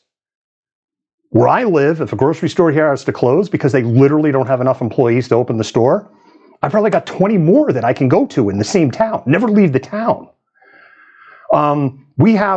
Not everybody has this. Like, this is another thing. Like, we live in a bubble here in Seattle, and I'll freely admit this, right? I go on Amazon, I can have anything, not anything, but I have a lot of stuff delivered to my house in 2 hours. Groceries, but 2 hours. The warehouse for that is 2 miles from my house. Literally. See, I live very close to the distribution points. Very lucky in that. But if you live in you live in Stevens County in the middle of nowhere in Washington State, you don't have these options. And if the Walmart that you rely on has so many sick people that they have to close their doors, well, you might have to drive 2 hours to the store now. And then think about the chain reaction. Then you have a bunch of other people, and all it takes is a few people in there to be sick and not wearing a mask, and it just keeps going. The cities are going to get hit hard first. The rural areas are going to get nailed second. What can you do? I've already kind of talked about this. Get vaxxed, get your booster, wear a KN95 or N95 mask. If you can't afford them, you can't find them, cloth mask that you clean or replace once a day. You can wash them. When you go into a store and they got the paper mask there, put the paper surgical mask or exam mask over your cloth mask. You're essentially double masking. If money is tight or you're having a hard time securing KN95 or N95 masks, same thing. Double mask, wear a protective layer over it, because that keeps aerosolized drops off of your KN95 or N95 mask. And by keeping those aerosolized drops off, that will help extend the life of the mask. I'm very much in touch with my inner Jew. So one of the acid tests, I say acid test, you put something in gold to make sure it's gold. If it turns green, it's brass.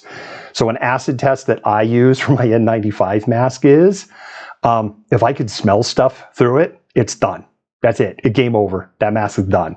If I can't smell stuff wearing a N95 mask, all right, it's still good. You also need to practice, and damn it, I'm going to do it next time. You need to practice the right way to take the mask. If you're just like getting the mask and like, you're pulling it off like you're trying to pull Bane's face off, you're doing like, you just contaminated it. There's a very specific way you're supposed to take that mask off to protect it. Wash your hands. I already said don't go to the crowded indoor spaces. Plan your grocery outings. We got to go back to like it's March and April of 2020. So we've been planning our grocery outings. We're doing once a week. Plan, if you can, plan your grocery outings. Socially distance. If you can cancel your travel plans, cancel them. Especially if your travel plans include going to areas with high transmission, like Seattle or New York.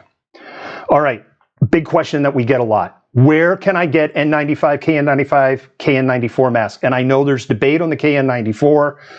King County Health said they're good. Well, I'm adding them. Debate amongst yourselves. ProjectN95.org. ProjectN95.org. TikTok, I'm saying it twice because you can't see it. Everybody else can see it on the other channels. They only work with validated manufacturers. You can shop by country of origin. If you just want masks from the United States, you go, just show me masks made in the United States. They have child size masks specifically. On the child size, they have the kind that loop behind the ears. They don't fit as well, but they do provide, right, they're more comfortable. And if you're trying to get a little kid to wear a mask, that's part of the equation. They also have for the kids the kind that do the straps that go over the head and you're supposed to X-cross. And I will bring a mask next week to show proper masking. Or maybe I'll ask one of our doctors on staff. That'd be cool. Wouldn't it be cool to see Dr. and Mrs. Malcontent have her do a masking demo? I don't recommend buying from Amazon. And it's not hate on Amazon, although Amazon's an evil company. And I know I say that as I'm broadcasting on Twitch. There's problems with counterfeit goods on Amazon, particularly medical products, and they don't do a very good job of policing it. They just don't. If you're going to buy N95 and you're buying it from Amazon, buy it from a reputable seller. Do not just go, oh, they have 5 stars and there's 2,000 reviews. You do more research. Look at the reviews. Because there's all sorts of techniques that sellers do to create essentially a fake number, like what they might have sold something completely else and then just change the item description, and they're selling counterfeit masks. And you won't know. You won't know until you're sick. So I don't recommend buying it from Amazon. Another place you can look, you can go look, like hardware stores, paint supply stores, auto paint supply stores, because they sell them for the people that work with the sanding and all that. So sometimes you can find masks there. So projectn95.org. We have no affiliation. We don't get anything for it. But that's who we've been telling people to go. I want to talk about some circulations and wishful thinking and disinformation that's out there so we could just dispel with it. PCR tests don't work, or PCR tests were recalled by the CDC. No, it's no. God, y'all are killing me. So what it is with the PCR test is they came out with a PCR test that tests for COVID and flu at the same time. The memo that came out from the CDC was not, they don't work. The memo was, we have a new and better test that tests for flu, influenza, and COVID at the same time. We would like you to start using this test now. That's what the memo said. They can't detect variants. There's no such thing as variants. It's called genomic sequencing. You can buy the equipment online for about $2,000 and do it yourself genomic sequencing in your garage. I'm 100% serious. Only vaccinated people are getting Omicron. Yeah, the 84% who are unvaccinated in the hospitals in South Africa would like to talk to you about that. No one with a previous COVID infection is getting Omicron. Yeah, there's a bunch of people in the hospital in South Africa who would like to talk to you about that. No one is hospitalized due to COVID. We've already had 2 here in Washington State. There are thousands of people in South Africa who would like to have a conversation with you. It's only a cold, it's a flu, it's very mild. Fauci said so. South Africa said so. Nobody that has any credibility can say with authority that they know what the disease progression is on the Omicron variant, because we don't know. And we're not going to know. What we do know, which I started at the top about 75 minutes ago, is there's very clear evidence that people are starting to die in South Africa. And the moving average is going up. And it makes sense because Omicron's been around for about 4.5 weeks. It lines up. And remember, a lot of people are like, what they're saying is, it's not worse than Delta. That's where they're setting the bar. Always remember that. Because Delta was way gnarlier than the original strain. This proves vaccines never work, so there's no sense in getting a booster. Yeah, there's a ton of breakthrough cases. And we went through earlier, there's going to be a ton of breakthrough cases. And most people that have a breakthrough case are going to have this really gnarly cold. The older you are, the more comorbidities you have, the higher chance you may end up in the hospital. But you're probably not going to get yeeted, right? Let's go back to what Johnson & Johnson said. Well, nobody's died. Not very comforting, Johnson & Johnson, but okay. I'll take not being unalived. I'll take that. This is the end of COVID. It's going to get us to herd immunity. I already went over that and why. That's a big nope. This is what Trevor Bedford had to say. The last question in the press conference came from, I don't know what her name was, and I don't say that her tone was bewildered to belittle her or be insulting. Her tone was like, wait a minute. I came into this, I'm paraphrasing, right? I came to this press conference thinking that, there'll be a lot of cases, but it's going to be mild, and we'll have this, and then we're done. It's happy. It all goes away. And this is what he had to say, and I'm direct quote. Omicron makes things significantly worse.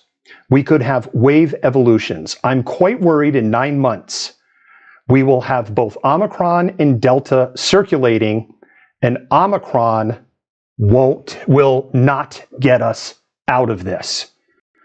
The future, that part, because it doesn't quite make sense to the quote. So I added the 3 words so you understand the context. The future is, quote, a very big number of cases each year with a small number of severe outcomes.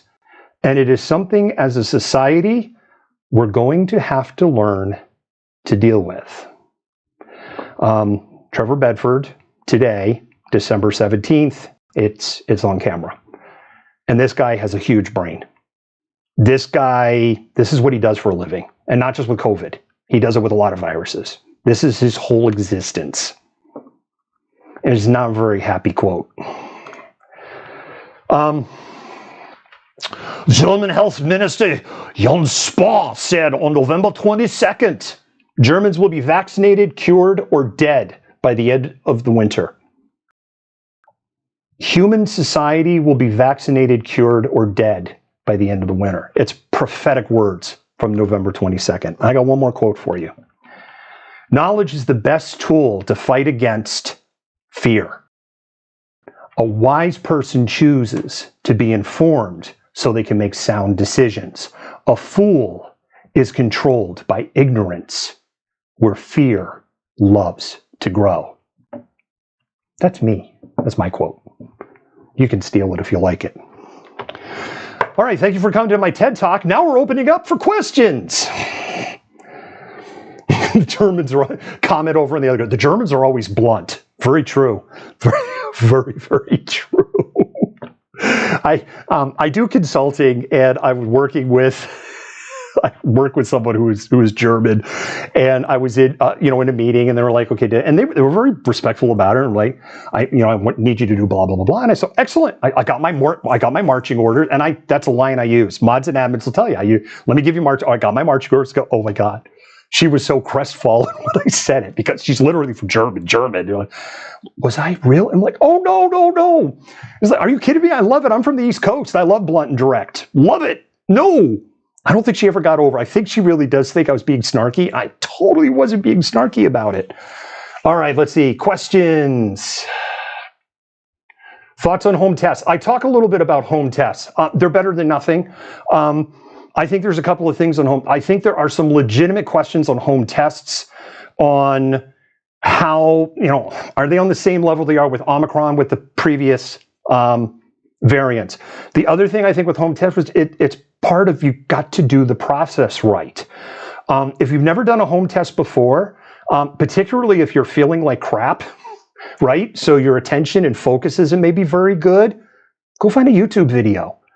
Right? Go find a YouTube video from a doctor, a virologist, or the manufacturer that explain, and then just follow what that does. I really think that some of the false positive or false negatives is just because we don't do this, right? I mean, we don't administer tests to ourselves. So that's my view. But I do have some questions. My understanding is the Binax is the best one. That's my not an endorsement.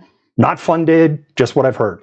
And by the way, if you're new and you see me looking back and forth, we're on 5 channels right now, so I don't have all the comments consolidated, so I'm looking on the other screen. Let's see, someone talking about, yes, and long COVID is a big question. That's the other thing. Just because my mother has long COVID. My mother got COVID before the vax. She got it right at the end of the big first, she got it right at the end of, well, for us in Washington, it'd be the second wave. For the rest of the United States, it'd be their first wave. That's why we say 6th wave here. Everyone else says 5th wave. And she got it. No vaxes around. It's you got from a vaccine shedding. No, there were no vaxes. And, you know, multiple comorbidities. She went to Kaiser Permanente. I'm not going to say which one. They basically sent her back home to die. Dr. and Mrs. Malcontent and I had a very candid conversation with the emergency room doctor. The emergency room doctor was extremely transparent with Dr. and Mrs. Malcontent. My wife's a practicing doctor. And her prognosis was really grim. And so we were pretty shocked and horrified when we hear from my sister that 36 hours later, they're sending her home. And of course, she got a lot worse fast. And so she went to a different hospital. I want to protect family privacy. Went to a much better hospital. It isn't Kaiser. And they were like, holy ass crackers, I can't believe they sent you home. She spent over 5 weeks in and out of hospitals. She had to go to a completely different part of the state for a long-term care facility to help her with her rehab because she was so sick. And there was nothing available. She has permanent seizures, and she's had 3 strokes after getting COVID. And she has permanent seizures, and she didn't have them before. So she got long COVID, but she kicked its ass. My mother's like part cockroach DNA, and I say that with all my love in the heart. She got COPD. She doesn't use her CPAP when she should. And I mean, it's like terrifying if you ever heard her sleep. She's not overweight anymore, but she got congestive heart failure. She's had cancer twice. And she had a benign brain tumor that was all wrapped around her brainstem that was like that close to taking her out. And she's lived through all of that. And she's 91. And here's the other wacky thing. She's as sharp as a friggin' tack. She got a brain the size of a planet. I think I know where that came from. So yeah, long COVID's a real thing. Thank you, Dora, for that, for the sorry. Oh my God, did I say ass crackers? I haven't said that in a while. I got in trouble. Facebook actually shut down a lot. I hope we don't get shut down. Like, literally, that's what they said because I said ask. Well, I'm like, what? It's from Robot Chicken. User error. Any other questions? I'm like checking both channels.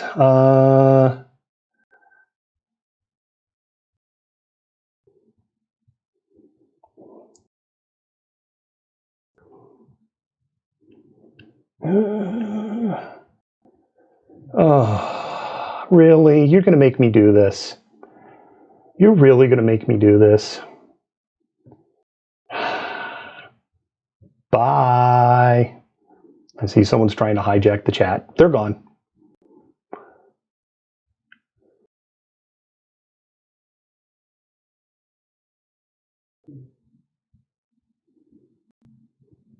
And they're gone. Oh, sorry about that over there, TikTok. Yes, we do. I took care of it, TikTok. She gone, and probably not a she.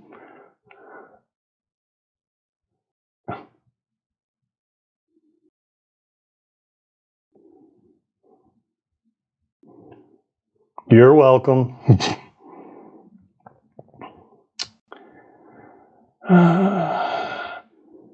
Yeah, we were actually talking on our team today, our management team, that there's the thank you video for our TikTok world. Our social media manager who actually moved to Canada, we're all jealous. Enjoy that sweet smell of freedom of maple syrup and freedom up there in Canada. Last year, our social media manager, right about this time, was like, we need to get on TikTok. And I'm like, what? What? No, TikTok. That's just Generation Alpha doing funny dances. And my daughter, like, it's like short attention span theater. I've watched my daughter on TikTok. No. It's like, no, you got to be on TikTok. Boy, I'm so glad you guys are on TikTok. It took us a while to find our voice, but we have found our voice. And we're reaching so many more people. And they're crossing the channels, which is what I love. I love when we get people moving across the channels.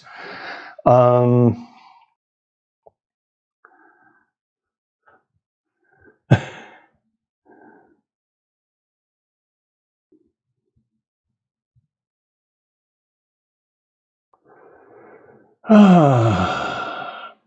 know, the funny thing is, by doing their shitposted comments, they actually amplify the volume. That's the part that cracks me up that they don't get. It's like, you're helping us get more eyeballs on here. Okay, so what we're going to do here is, we actually don't have a lot of questions at this point anyway, and I got other crap to do. So, TikTok, we're going to say goodnight, and we will have moderators next time, an army of them. I will make sure of it. Get vaxxed, get boosted, wear a mask, socially distance, wash your hands, kill your travel plans. We know what to do. Let's go do it. And if you want to keep watching, malcontentnews.tv. We'll be there for a few more minutes. Don't forget, follow us. You want to put a little money in the tip jar or become a patron? That's in the bio on the LinkedIn. And we would love to have your support and help to continue to keep independent journalism independent. Bye-bye, TikTok. All right. We had a little troll problem over there, but we will take care of that someday in the future. I could tell they were bots, and it's fine. As I said, it's true, and we see this on the other channels too. It's like, you're just amplifying us in the AI. You're getting more people to watch by doing this, so thank you so much. I have a toe cramp. This is why, if all of a sudden you see me, I have a wicked cramp in my foot all of a sudden. Totally wild. Yes. Happy holidays, Merry Christmas, Happy Kwanzaa. You can't say Happy Hanukkah to us because it's already gone. Juliana, welcome on the Facebook channel. Yeah, we just shut it down over there, and we will have moderators next time. We've been pretty fortunate over there, but we're just picking up a lot more followers. We're starting to, we're getting on people's radars. It's a good problem and a bad problem, right? Dora, totally, it feels like my big toe just wants to twist off my freaking body right now. And Julianne, again, welcome. I will stick around anymore and just see. I'm going to scroll here and see if I'm missing anybody's questions. I look better on TikTok because all the filters. I look really old on the other channels. I know some people are like, it's really disconcerting, the filters on TikTok. And they have the filters here, and I think I'm going to buy the filters. And I didn't put makeup on because we were dealing with technical stuff. Oh, God. Well, I wasn't talking about that kind of... Is Farmer Barb in the house? Farmer Barb, I know you were here, and, this is a big part of who we are, the whole COVID thing. I really wanted to see you, but I would have been a hypocrite. I would have been a hypocrite if I went and saw you. And I'm so bummed you were here in Seattle. Farmer Barb is an activist streamer in the Salt Lake City area. She is a tireless and relentless advocate for the unhomed. If you're not familiar with the term unhomed, homeless. And she is truly one of the best activist streamers that I've ever watched. And the reason I'm such a fan of her work is she's very compassionate. She will get in police face, social workers' faces. She will document when they're doing sweeps. But she always maintains a degree of respect, but while pushing boundaries. And that's my style of activism. If you're going to be a streamer, that's the style I like. And I know this gets into a whole rat hole conversation I don't have a lot of time to get into tonight. I support diversity of tactics. I've said that many times. I'm just saying that's the kind of tactic that I like. Big fan of Farmer Barb. And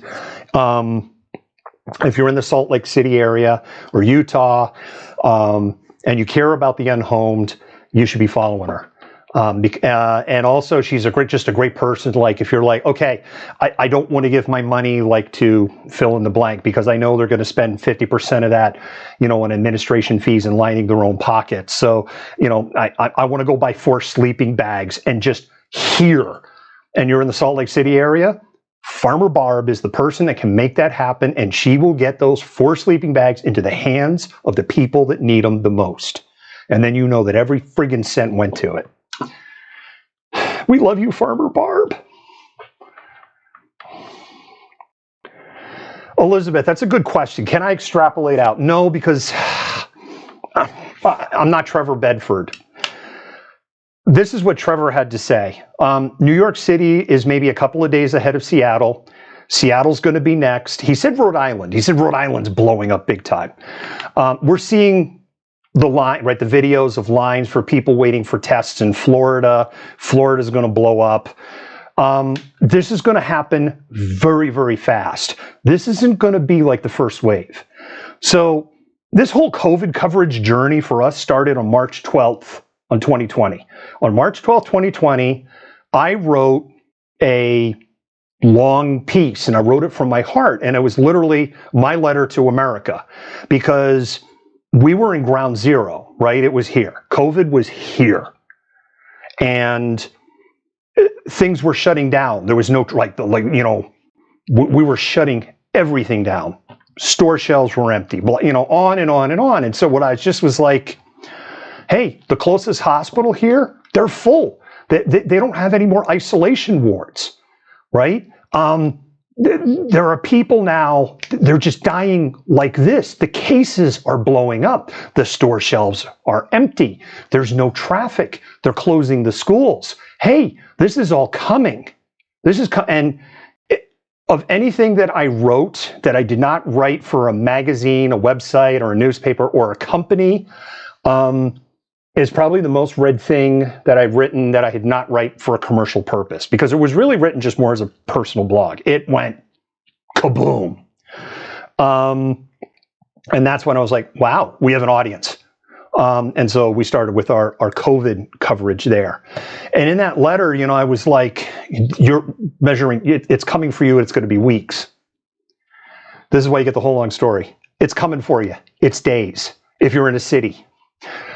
Think about this. If you're in a city that has major airport, Denver, Phoenix, Salt Lake City, Detroit, Minneapolis, St. Paul, right? Big travel hub airports. San Francisco, LAX, where people are going in and out a bunch. Next week. It's literally going to be next week. You might be 3 to 7 days behind us. It will fan out to the rural areas and the suburban areas after Christmas and New Year's, after everybody gets together and spreads it around everywhere. It's going to be a tough January across the whole country, and it'll probably go into February, because it's going to ripple, right? It's not going to be like that map in the movie Outbreak. Let me show you the metabolic disease progression. This is 24 hours, this is 48 hours, and here's 72 hours. You hear the collective gasp because the whole map is red. That's not how it's going to work, right? We'll have these waves that will move through, but that's what Trevor Bedford thinks. Starts in the cities, particularly ones that have large travel hubs. It will spread from there.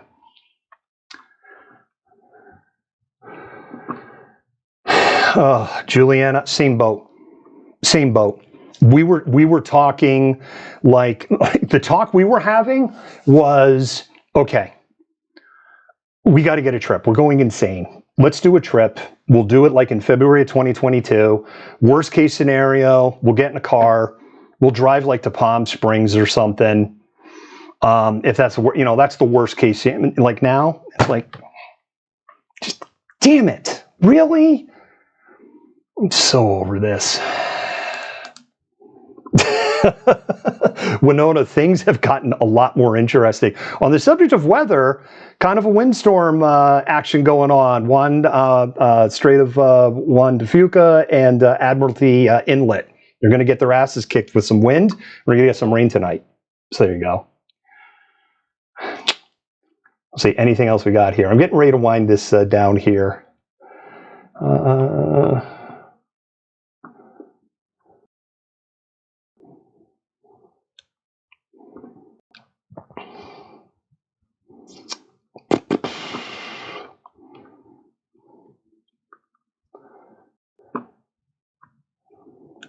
John, thank you for boosting, amplifying the volume. We really likes that. Trevor Bedford needs to be on TikTok. It would be interesting. It definitely would be interesting. He was not giving off happy positive vibes today. I'll tell you. Vibe check with Trevor Bedford today. Oh, it's a Bones Day. Oh no, wait a minute. Is it? I thought. Oh no, what? Right? No Bones. Right. It's a No Bones Day. That's it. And I know this because Noodle the Pug. No Bones Day. It's a No Bones Day. Trevor Bedford was hardcore No Bones Day today.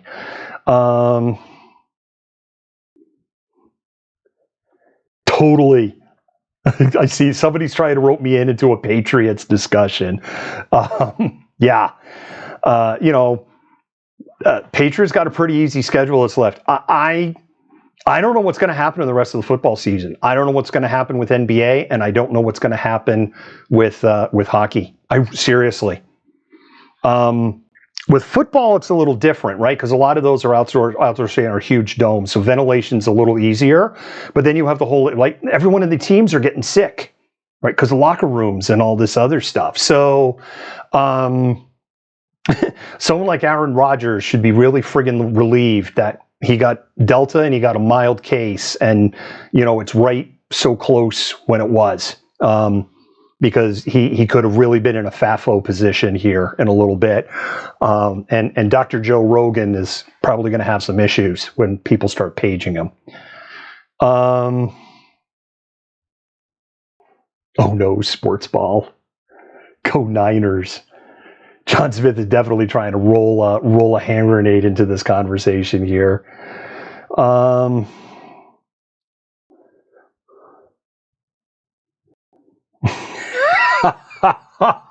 Brian, oh my God. Around here in a blizzard, Black Lives Matter. Oh, wait a minute. There's some Proud Boys over there. I don't think you're vaccinated. Let me get my blowgun. All right, we're vaccinating another one. Now I gotta run for my life. The good thing is most of them are diabetic candidates, and I jog, so I got the edge in this running thing here. Joy, I doubt it. We don't have accurate hospitalization data from about the 14th or 15th. We're already 5 to 7 days behind. The data that we're seeing is 5 to 7 days old, and the data is going to outstrip and again, we're one of the better states. Some of these states that have basically dismantled their reporting systems. This is why I can't do this for the U.S. This is why we can't do this deep analysis. The data's garbage. We don't know.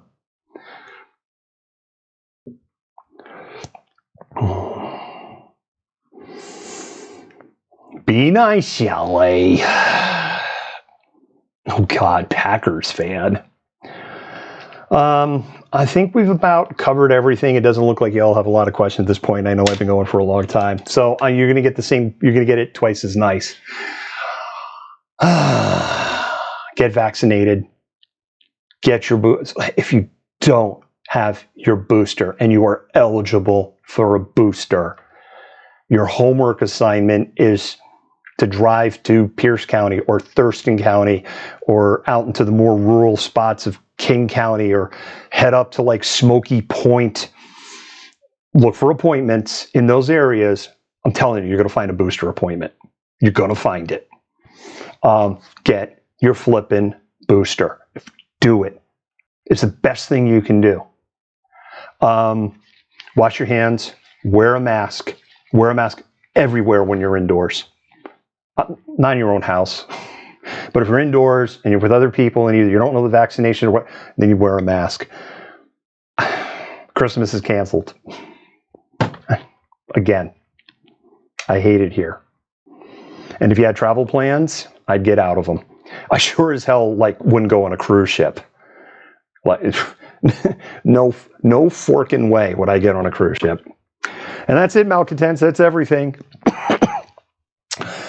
One last thought. Actually, as we go into next week, because we're going to start moving into Christmas and then we have the weekend and we come back, data everywhere is going to be hot garbage. It's going to be hot garbage from anywhere that celebrates Christmas and the Gregorian New Year's. the data is going to be hot garbage because you're going to have gaps in the data. And it's not that, well, people just don't go to the hospital anymore on Christmas Day. They're still coming in, but the people that make those reports, those people have the day off. So, and that's why. So I would not read into the data if you start seeing it going like this for 2 to 3 weeks. I would not read into the data if we get to the end of next week and you're like, Trevor Bedford said we'd be swimming in COVID and the numbers don't show it. It's because the numbers haven't caught up. So I just want to close on that thought. Critical thinking, use your brain or not. Be good to each other, malcontents. Later. Malcontent News is a team of journalists, activists, and researchers with 3 key missions. A commitment to show an unfiltered view of the before, during, and after of key events, live, as it happens. To defend the First Amendment using our rights of a free press. And to amplify the voices of underrepresented individuals including Black, Indigenous, persons of color, and the LGBTQIA+ community. Our team is committed to seeking equality for all and holding those in power accountable. The easiest way to support Malcontent News is to bookmark our website at malcontentnews.com, like and follow us on Facebook, subscribe to us on YouTube, and follow us on Twitter, TikTok, Twitch, Instagram, and in the Google News app. To provide financial support, you can become a patron, make a one-time donation through Venmo, or link your Twitch account to your Amazon Prime account and use your free subscription to subscribe to Malcontent News. Thank you for supporting independent journalism and for being a malcontent.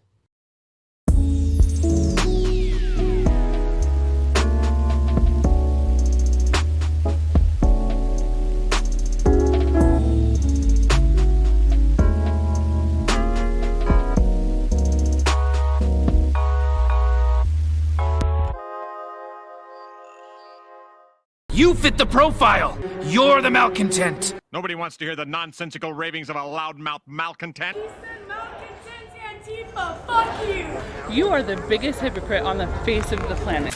I say that you're a terrible reporter. That's what I say.